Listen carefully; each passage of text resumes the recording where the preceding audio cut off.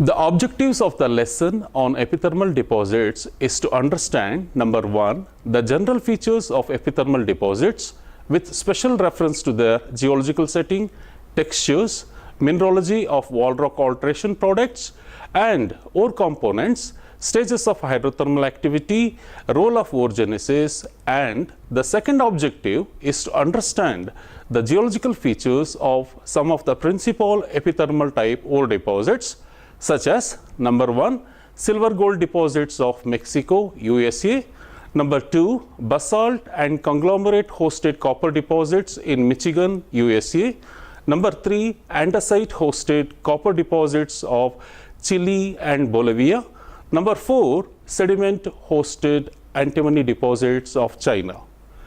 Now, let us first understand the general geological features of epithermal deposits before dealing with the case studies.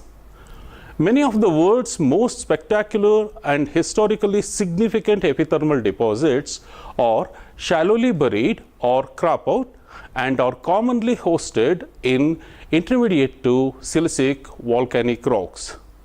Epithermal deposits are generally related to volcanic processes and to the emplacement, cooling and consolidation of the volcanic rocks that contain them.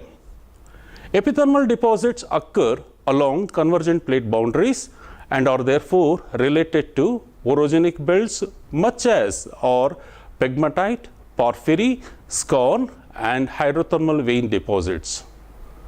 Associated rocks are basalts, dacites, rhyodacite, latites and rhyolites in pyroclastic and flow regimes associated with ignimbrites, cauldron and caldera complexes and volcanic belts. Several deposits hosted by sedimentary rocks are also known.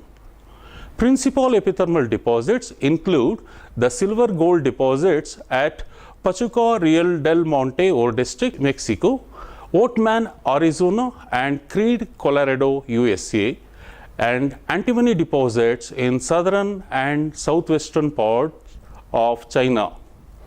Bulk low-grade silver gold deposits of Carolina type in Nevada, USA, and basalt-hosted copper deposits of Nevada, USA, and andesite-hosted copper deposits of Chile and Bolivia.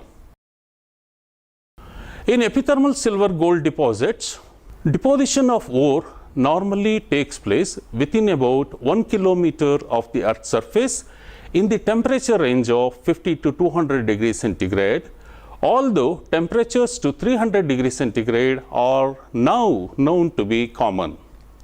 Most deposits are in the form of siliceous vein fillings, irregular branching fissures, stalk works, breccia pipes, vesicle fillings, and disseminations. Replacement textures are recognized in many of the ores, but open space fillings are common. Druzy cavities, comb structures, crustification, and symmetrical banding are generally conspicuous. Coliform, agate-like textures, characteristic of epithermal environments, presumably reflect moderate temperatures and free hydrothermal fluid circulation. Most epithermal ores are in or near areas of tertiary volcanism, especially near volcanic necks and other structures that tap underlying source materials and reservoirs. These deposits occur in young volcanic rocks and are nearly unknown in pre-Cenozoic rocks. The country rocks near epithermal veins commonly are extensively altered, even though the vein walls may be sharply defined. Relatively high porosity and open chemical permeability allow fluids to circulate in the wall rocks for great distances, and favorable temperature gradients promote reactions between cool host rocks and warm to hot invading solutions. As a result, wall rock alteration is both widespread and conspicuous. Among the principal alteration products are chlorite, sericite, alunite, zeolites, clays, adularia, silica, and pyrite. Chlorite is probably the most common alteration product in the alteration zone. Prophyllitization is the dominant alteration process, prophyllic being aggregate of secondary chlorides, pyrite, epidote, cerisite, carbonates, and albite or adularia in mafic to intermediate volcanic rocks like basalts, andesites, and dacites. Widespread inconspicuous potassium felspatization are also associated with epithermal deposits. Sericitization, silicification, and potash felspatization are the most common alteration products flanking veins in the more felsic rhyodacite, latite, and rhyolite. Carbonate minerals, especially calcite, dolomite, anchorite, and rhodochrosite, also constitute alteration products. Furthermore, kaolin and montmorillonite clay minerals may be abundant and conspicuous, forming zones of different colors parallel to the walls of veins. The gangue minerals in epithermal veins include amethystine quartz, chalcedony, adularia, calcite, dolomite, anchorite, rhodochrosite, barite, and fluorite. Sulfur salts ore minerals are characteristic of epithermal silver gold deposits. They include the silver sulfantimonites and sulfarsenites, all combinations of silver, arsenic, antimony, and sulfur, the gold and silver tellurites such as sylvanite, calvarite, hessite, and so on, and stibnite, acanthite, cinnabar, and native mercury. Some of the world's rich concentrations of native gold and electrum, such as the famous Bonanza deposits at Goldfield, Nevada, Cripple Creek, Colorado, Hauraki, New Zealand, were deposited under epithermal conditions. Most epithermal deposits have bottoms which must be physicochemical in nature. The structures and gangue mineral fillings such as quartz and carbonates continue downward, but ore values drop sharply below a given level, which may be related to a zone of boiling. In some deposits, however, typical epithermal mineralogies merge downward with galena, sphalerite, chalcopyrite, and other sulfides commonly found in mesothermal vein deposits. This interdigitation is found at Creed and Silverton in Colorado, at Pachuca, and elsewhere. It is not uncommon to find large, highly colored supergene gosons or iron oxide cappings covering epithermal ores. During weathering, the widespread pyrite in the altered wall rock is oxidized to limonite, goethite, and hematite. This mineral assemblage constitutes conspicuous guide to ore deposits. In epithermal deposits, silver and gold minerals are texturally younger than base metal deposits, with gold normally youngest. The veins close to the subvolcanic basement are base metal and silver rich, low in quartz, and narrow, while veins of higher regions are gold rich, quartz rich, and wide. In minerals, fluid inclusion filling temperatures range from less than 100 to 330 degrees centigrade, with an average of about 250 degrees centigrade. Salinities of fluids in fluid inclusions are typically low at less than 2% NaCl equivalent.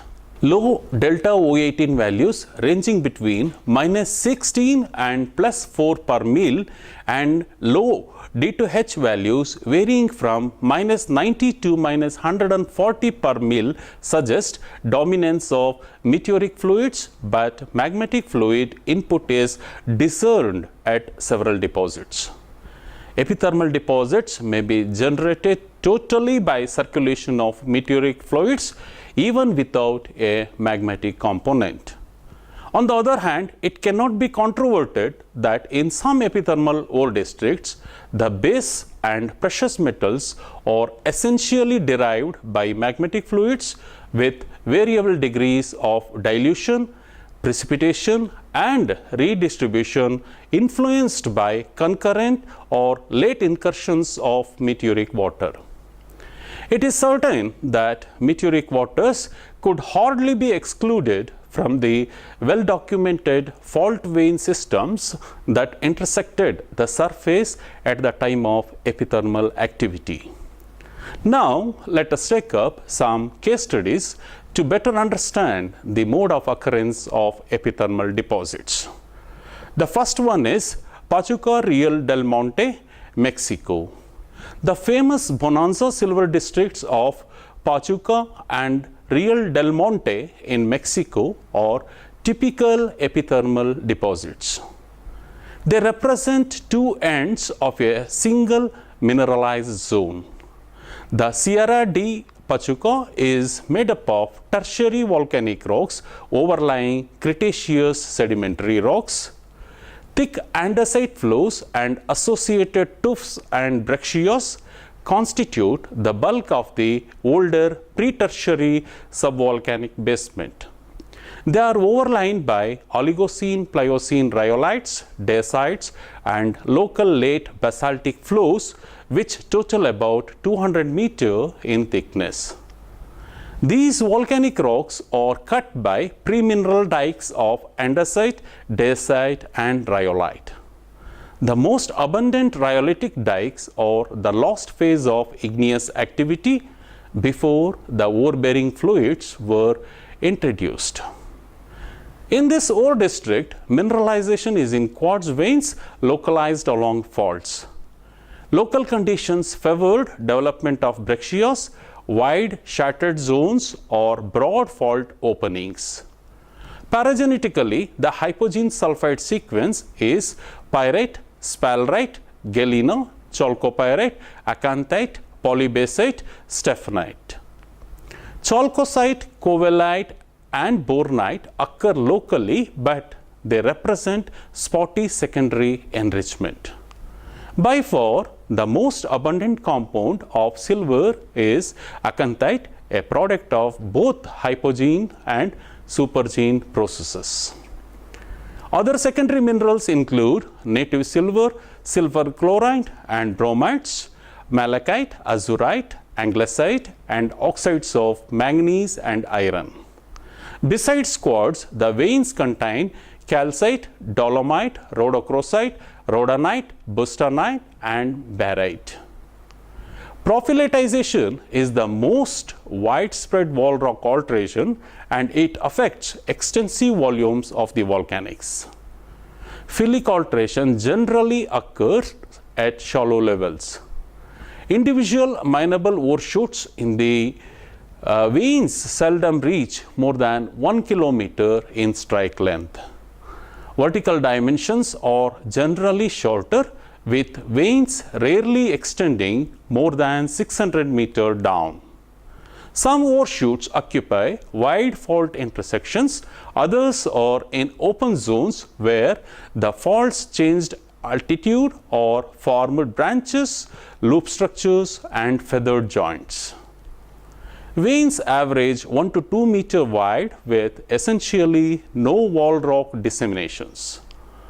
The evidence for shallow, low temperature deposition of ore minerals is abundant.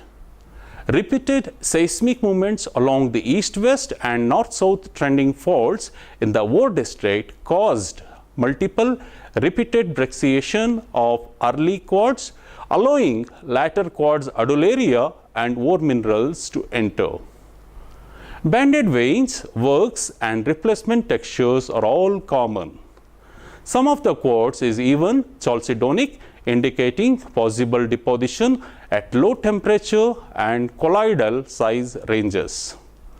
At depth, the veins branch, the quartz content diminishes and the ore values decrease abruptly. According to Gaine et al., the zone of ore deposition was between 300 and 1000 meters below the original ground surface. Mineralization appears related to an underlying magmatic source expressed at the surface as rhyolite dikes and some stalks or plugs. Oxidation and supergene leaching appear to have removed ore minerals from the upper parts of veins that reach the present surface. Much of the silver that was dissolved from the zone of oxidation was reprecipitated beneath the water table. This supergene enriched zone has accounted for some of the most valuable ore in the district. Another district that serves to illustrate epithermal deposit characteristics is the area around the town of Oatman in northwestern Arizona. The Oatman area consists of 2 km thick mid-tertiary subsilicic to silicic volcanic rocks on Precambrian schists and gneisses. The volcanic rocks were traversed by a swarm of normal northwest-southeast trending faults with vertical displacements as great as 100 to 200 meters. Ore veins are confined to faults, especially where fault blocks moved laterally.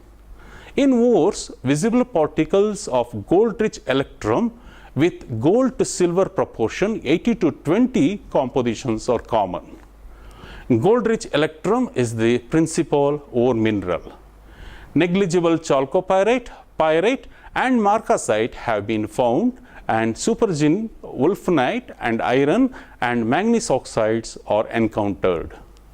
Gangue minerals include quartz, adularia, calcite and minor fluorite and gypsum.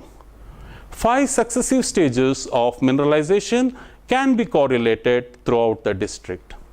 Some veins show all 5 stages of mineralization, others record only those stages of deposition during which they were open. Ores of 4th stage carry high-grade ores.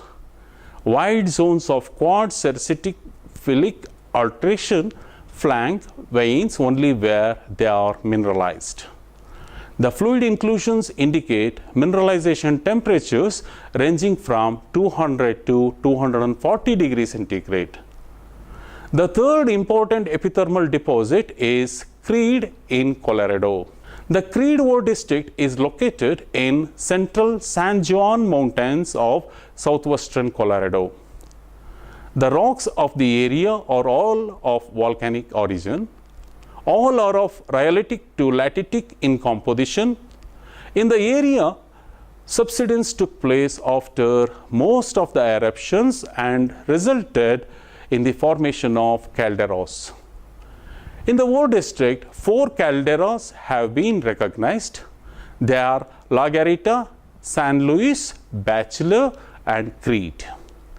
In Creed caldera, the ore is essentially restricted to veins and fractures. The principal veins fill fissures along normal faults. Only the equity fault in the northern part of the district is a reverse fault. Ore-bearing veins contain classic open space fillings of both coarsely crystalline and chalcedonic coliform banded quartz, amethyst, adularia and carbonate gangue minerals with acanthite, native silver and minor silver sulfur salts. Green quartz is present as elsewhere in epithermal deposits. The ores are locally so rich so as to warrant fully the use of the term bonanza. In the ore district, amethyst vein system has produced most of the ore. Most productions at present comes from the bulldog veins. Both veins show evidence of extensive and repeated brecciation and rehealing during vein deposition. The veins are cut by many fractures that formed after ore deposition and are characterized by slickened sides and granulated rock and ore. The main amethyst vein is largely a mineralized fault breccia, fragments of silicified country rocks set in a matrix of clay, chlorite, amethystine and white quartz and sulfide minerals. Width of the veins range from 1 meter to more than 10 meter. Barite is present in all ores from the amethyst vein system. The ores contain about 3 ppm of gold. Additional minerals in the ore are galena, acanthite, stephanite, sphalerite, pyrite, marcasite, chalcopyrite, and their oxidation products ceraugarite, native silver, anzlosite, cerussite, smithsonite, jarosite, malachite, chrysocolla, limonite, and manganese oxides. Gangue minerals include white and amethystine quartz, calcite, barite, and fluorite, with minor rhodochrosite, hematite, siderite, and calcite. Part of the ore is thought to have been deposited in open spaces and part by replacement of the walls. Wall rocks generally are silicified and sericite has been identified. The Delamar silver deposit in Idaho, the Sam Goosley silver copper antimony gold deposit in British Columbia, the Candelaria and Rochester silver deposits in Nevada, the Waterloo deposit in Southern California, the Hog Haven deposit in Montana, and the Herschel deposit in Arizona are considered as examples of bulk dispersed low-grade silver gold deposits of epithermal origin.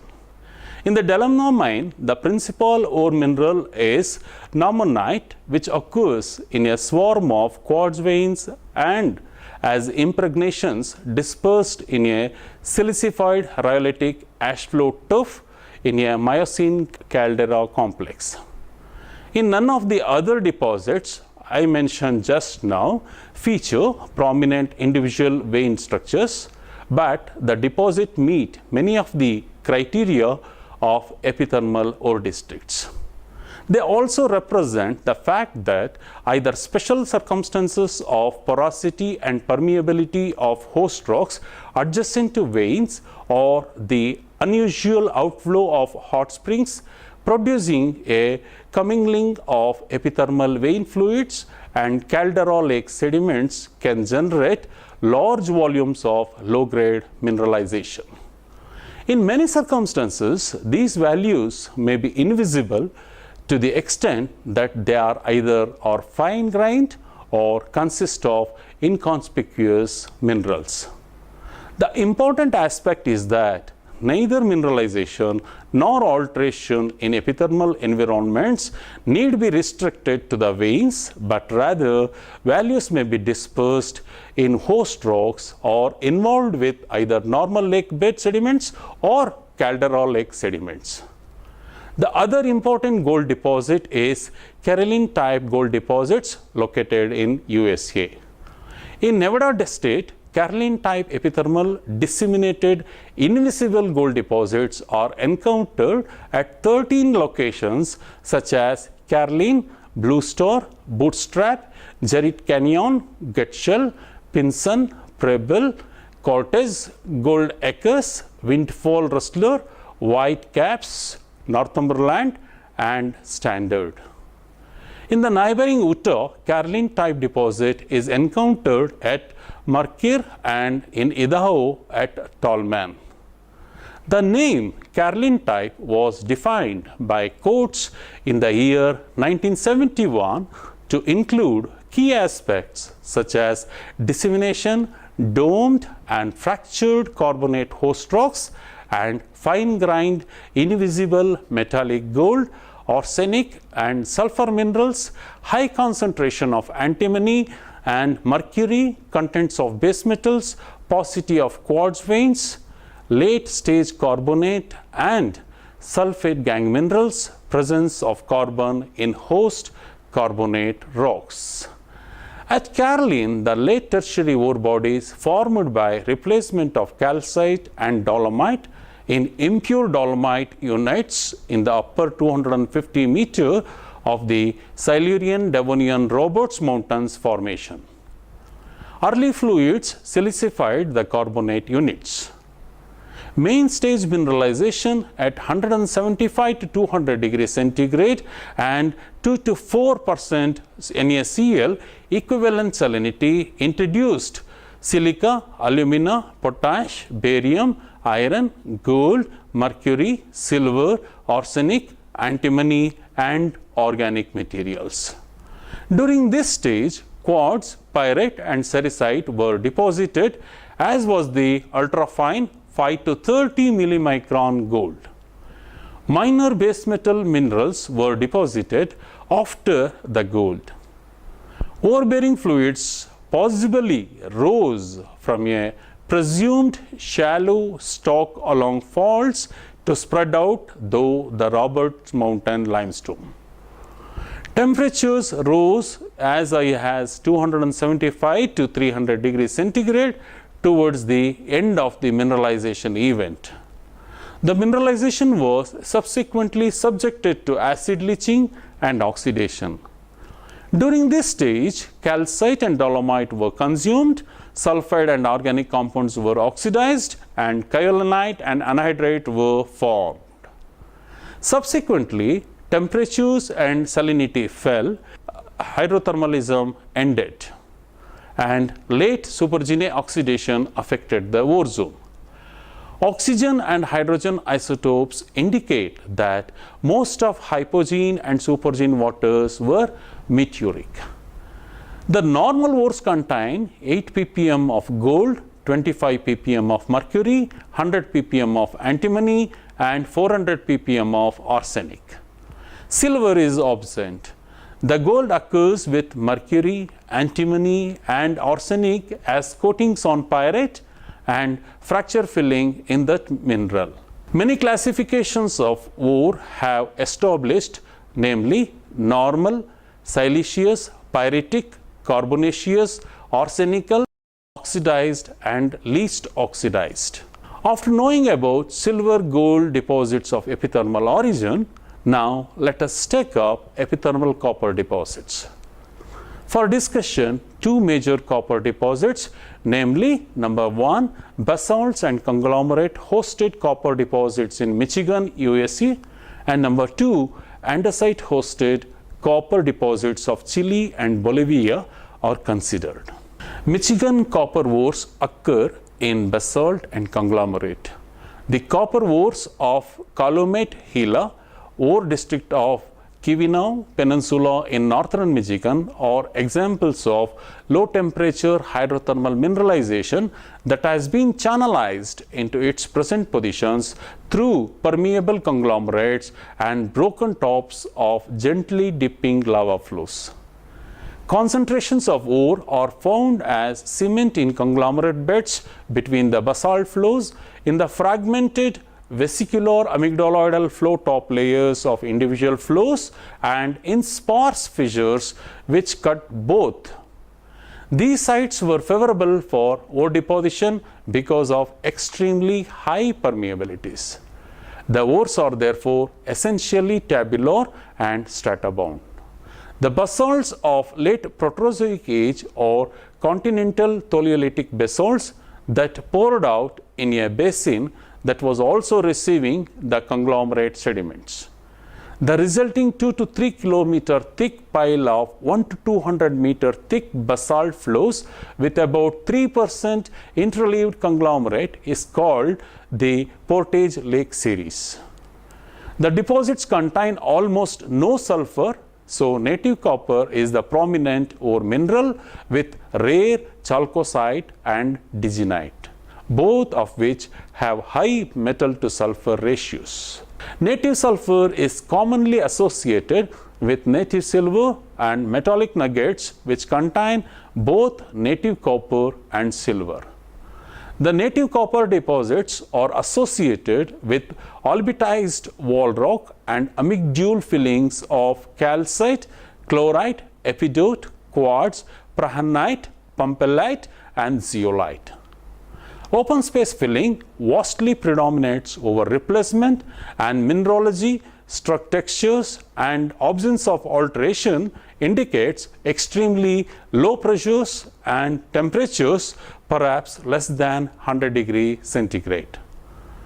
White presented field and laboratory data in support of the argument that metamorphism of lavas at depth altered the basalt to pumpelite, epidote, pranite, chlorite, and released copper and other chemical constituents. Low temperature fluids carried the copper up dip along zones of high permeability to fill open spaces at near surface levels. Manto andesite copper deposits of Peru, Chile may be related to Michigan copper deposits. These manto copper deposits are stratiform and stratabound, tens of meters thick, and they extend for kilometers along strike.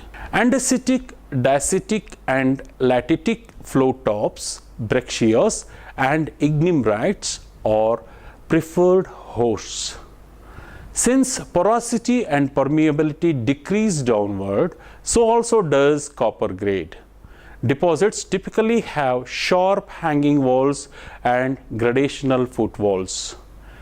Gangue minerals and alteration are rare. In the Buena Esperanza deposit in the Atacama Desert near Antofagasta, Chile, 28 horizons, each 2 to 25 meter thick and mineralized with chalcocite and minor bornite, are encountered intercalated in a 300 meter thick stack of vesicular topped, locally flow brecciated Jurassic andesites. The presence of mineralized fragments attests to the fact that mineralization had commenced while volcanism was still alive. Fluid inclusions in quartz and calcite fill at 112 to 195 degrees centigrade. In the andesite copper deposits of Chile and Peru, ore components occur usually as veins, veinlets, vesicle, and amygdale filling blebs, and disseminations of native copper, native silver, chalcocite, bornite, and rare chalcopyrite. Similar deposits are reported in andesites near Arivaca, Arizona.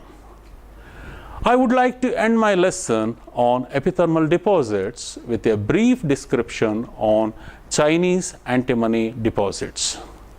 The world's principal resources and reserves of antimony lie in the southern and southwestern parts of China in the provinces of Hunan, Guizhou, Guangxi, Guangdong, and Yunnan.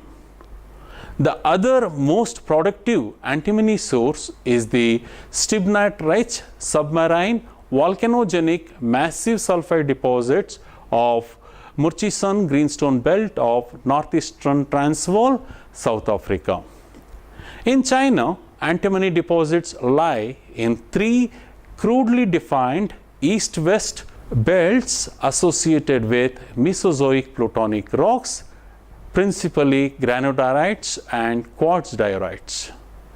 The northern belt extending from northeastern Guizhou through northern Hunan is the richest. The southern belt, which extends from southern Yunnan to central Guangxi, is less productive.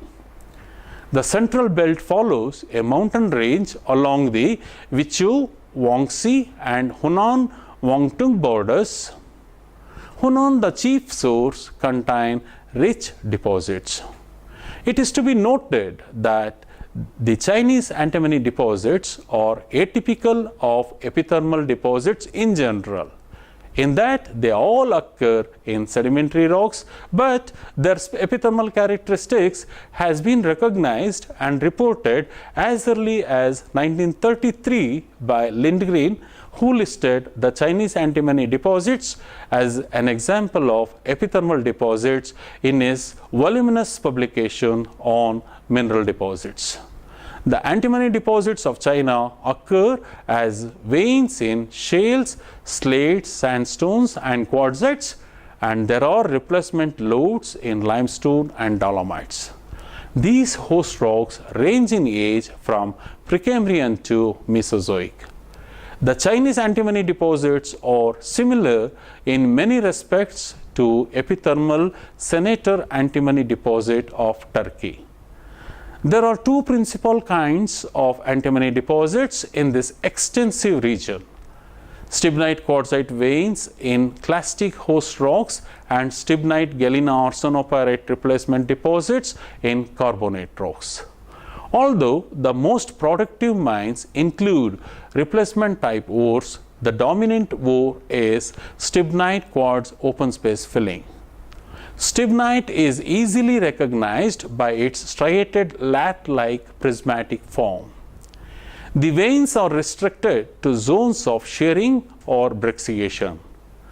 The slates faulted to favor continuous veins and the quartzites shattered to favor stockwork deposits.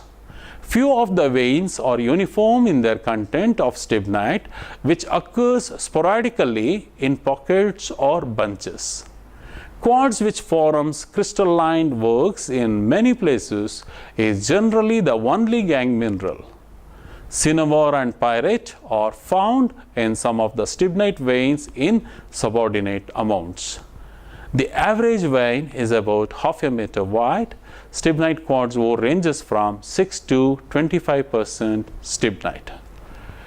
Replacement deposits in carbonate country rocks form irregular pods with associated galena, arsenopyrite and pyrite. In ores in carbonate rocks, the stibnite content in general is higher than that of stibnite quartz veins. It ranges from 20 to 66% stibnite. In the terrain between the Xi and Yuan rivers, the stibnite deposits are associated with scheelite and gold-bearing quartz. In places, the veins are as much as 2 meters wide and carry 20 to 30% stibnite. The Chinese antimony deposits are similar to epithermal occurrences elsewhere, except that they occur in sedimentary rocks. Thank you.